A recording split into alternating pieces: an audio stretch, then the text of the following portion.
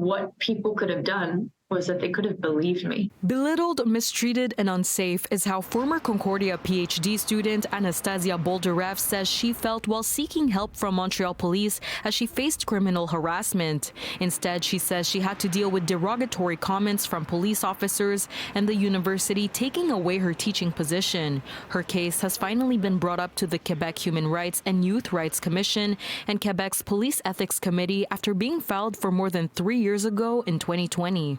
It makes sense to me why there's such low instance of reporting. The onus and the burden of proof remains on the victim, and the victim has to go through all of these meetings and all of this process, and it takes years. It's like we're now, year 4? In the summer of 2020, Boldireff filed an ethics complaint against 5 Montreal police officers. It would take more than 3 years on September 20, 2023, for her first trial to come, where she testified about her experience with Montreal police officers while reporting criminal harassment by her stalker Adamo Bono in 2019. Instead of help, she says she was met with comments like, quote, "I'm sure being an attractive woman like you gets into trouble," and "He sounds like a good-looking man. A soccer player, you say? Why don't you go out on a date with him?" But a major point of her case being the pink miniskirt she wore, on which she says one officer commented saying, "Maybe you should consider what you were wearing," end quote.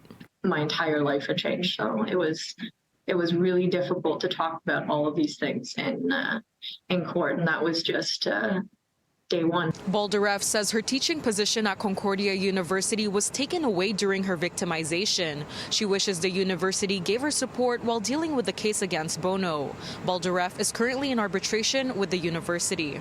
Each time I wrote a complaint or a follow-up email about these events, or had another meeting or another interview, or attended any of these legal meetings, I was re-traumatized.